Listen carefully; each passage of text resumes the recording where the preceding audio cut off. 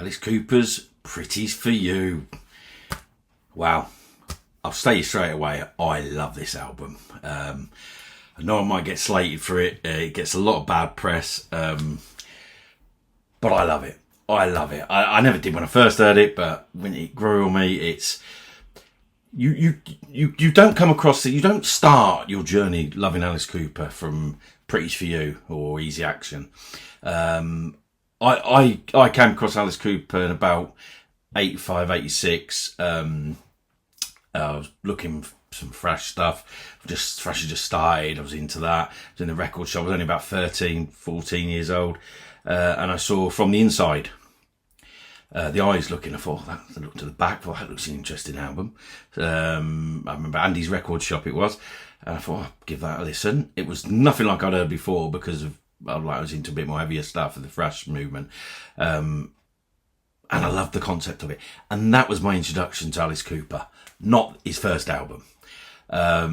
So then you go back, don't you? You go back, $1 Billion Babies, Killers, School's Out, Love It to Death, and you find stuff. Then I looked, then you do your research, and we didn't have no internet back in the day, and there was 2 other albums I realised then. Pretties For You and Easy Action. Well, I'm going to review the first album, Pretties For You. It doesn't get good scores anywhere else, but like I say, you don't start your Alice Cooper journey with this. You come back to it, unless you're of a certain age, you were there. But anyone like my age, 50s or whatever, 40s or 60s, you come back to it, you find it. And it's been slated for quite a few times. It was quite hard for me to find back in the day. As many of you probably did, I actually found it, first of all, on the School Days release, which either was English or German gatefold of the first 2 albums before I actually got a copy of myself.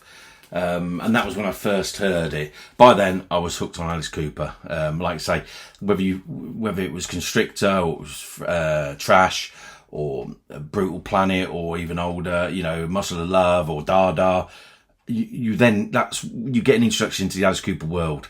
And then you go back into it, and then you go back to the back catalogue. So this was my first introduction to the first album. I had it on tape also, the School Days. So, but I'm not reviewing the School Days because that's a double. I'm going to review Alice Cooper's Pretty For You, the first album. I love it to bits. It's great. Released around June 1969. Although in the Me Alice book, which is most of you will know, it's quite a rare book to find. I think Alice called it the greatest work of fiction he ever wrote. Originally in the book, I think he said it was released in 1971, which we all know is wrong. And basically, it just said they went straight to the studio, recorded it, played for every song about 5 or 6 times. Basically, and that was it. And he said your record will be ready next Thursday, and I think they waited 5 months and then it landed on the doorstep. He said there's a lot of errors in it. But I don't think there's errors in it. I think it's how it was meant to be. It was meant to be the beginning of Alice Cooper, and this was the journey we all started. Obviously we all know the band at that point. Alice on vocals and harmonica, Neil Smith drums and vocals, Dennis Dunaway bass and vocals, Glenn Buxton lead guitar, Michael Bruce rhythm guitar, vocals, piano, organ. Originally on the Frank Zappa's Straight label, produced by the group themselves, although it was effectively produced by Ian Underwood and Herb Cohen. I make no bones, I get a lot of my information from sickthings.co.uk or com, whatever it is. As you all know, it is the source for Alice Cooper information. It's brilliant. I do have a lot of books that cover the time and all that, but you forget stuff, don't you? So I just go on there and nick stuff, and I'll be honest with you, it is the best site of any Alice Cooper fan. If you're not on it, you need to go on it. You'll be in heaven. You'll not go on another site. It is brilliant. You get so much information from that. The cover was a painting by Ed Beardsley. It was in the house of Frank Zappa. I think he had a choice of 2 paintings, and they went with this one. Originally, it had a censorship, had a little brown sticker over the knickers. Some copies. I don't know if it was stuck on after or what, but so it started early, didn't it? The censorship. But yeah, no, so this is the album. Enough of me yakking, I'll get on to the reviewing of it. Like I say, I do like, I'm making no bones about it. I do enjoy this album. Now I enjoy it. You come back to it, don't you? You know, I've come back to all of it, and now I appreciate it. Right, well, opening song, Titanic Overture. An instrumental, a bit weird, but builds up in the start. I think it's meant to be like what they were playing when the Titanic went down, I believe. Which, like I say, it's a bit weird. It goes deep and dark. So yeah, that's good. Good start. Second song, 10 minutes before the worm. Dennis Dunaway, he's got a great book out. I'll cover all the books. I'll review all the books I have, DVDs, all the rarities, etc. But it's a good book. Dennis Dunaway, or both, is really good. He said the inspiration came from the old saying, the early bird gets the worm, which we all know. And it's like, just how punctual was that bird? Was it 5 minutes, 10 minutes early? Was it 15 minutes early? You know, it's a good concept. And then you start lyrically, you start going, oh, okay. You know, and this was the band, and I love the band. Then third song, Sweet Low Sweet Cheerio. And then you listen to the music, you can hear them play. You know, they were a good group.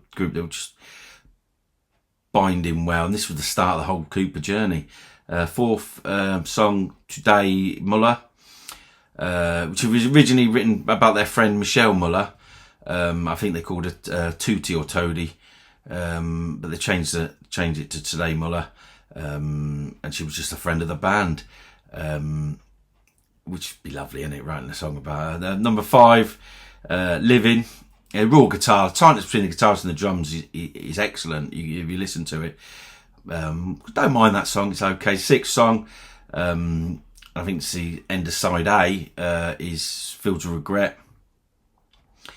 I think Dennis Dunaway has suggested it was an important song for the band. It was an idea of the Alice Cooper character, which would have been formed properly in the Love It to Death. They're actually one about redemoing it for Love It to Death, but that was shelved. They dropped that, re-recording it for that album. Love it, Phil Regrets, great song. Then start on the second side, side B, No Longer Umpire. Love this song. Painting a picture, you know, it's I think it's called that on some of them bootleg crap, or some of the albums are called that, Painting a Picture, on the early Toronto show. But yeah, great song. And then we go into probably my favourite song on the album, Levity Ball, Live at the Cheetah. It's probably the strongest song on the album as well. There's some lyric in it I really like. Walking in my room, I found I had nothing to find. I got into my evening wear and left my clothes behind. I think that lyrically is brilliant. And it was the start. You start looking at the lyrics they wrote, and they were good. They really were good. And it's the artistry in them coming out. But yeah, they really were good lyrically. Then we go to 9th song, BB on Mars. Another short little ditty. 10th song, Reflected. We all know what that became, Elected. But it's nice to see the build-up. You know, modern bands now, you know, like Metallica, they'll go back and show their build-up of songs, and you can see how it was built. And you're seeing it now on the album. You know, Reflected, and how that developed into Elected. Apple Bush, catchy little tune.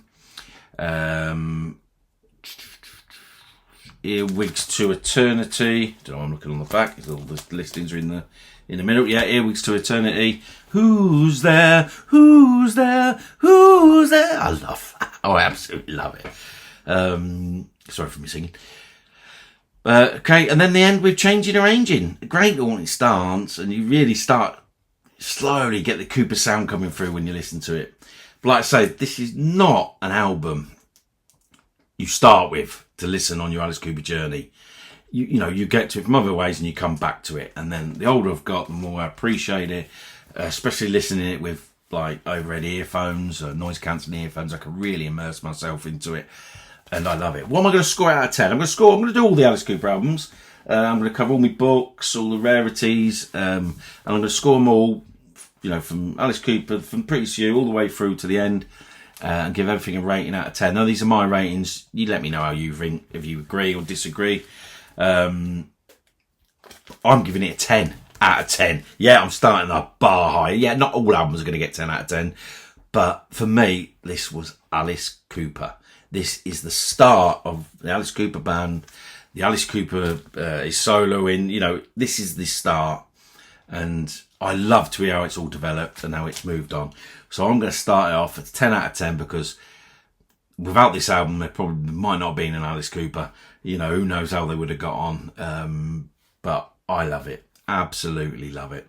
I have it on the tape. I have my copy. I have it on CD, which actually this one's not open actually because I have it in a box set as well. And of course, got it on School Days. So 10 out of 10. Let me know what you think. Let me know what you score it. And be brutal on the album if you want to. But for me, it's the original. It's the start. And I came back to it. If I'd have reviewed it when I was 13, 14, I'd probably give it a 1 or 2 out of 10. But now I appreciate it, and let me know what you think. So like I say, hopefully you've enjoyed this. I'm going to go through all my Alice Cooper. I do other stuff, like I do a lot of my thrash. However, Alice Cooper is like anyone who's a big fan, it's a passion. You get hooked on the Alice Cooper world, and everything you do. Majority of my collection is Alice Cooper stuff, even though I've got a lot of thrash as well. But let me know what you think. I hope you've enjoyed it. I'll just leave you with one thing. Don't forget to coop.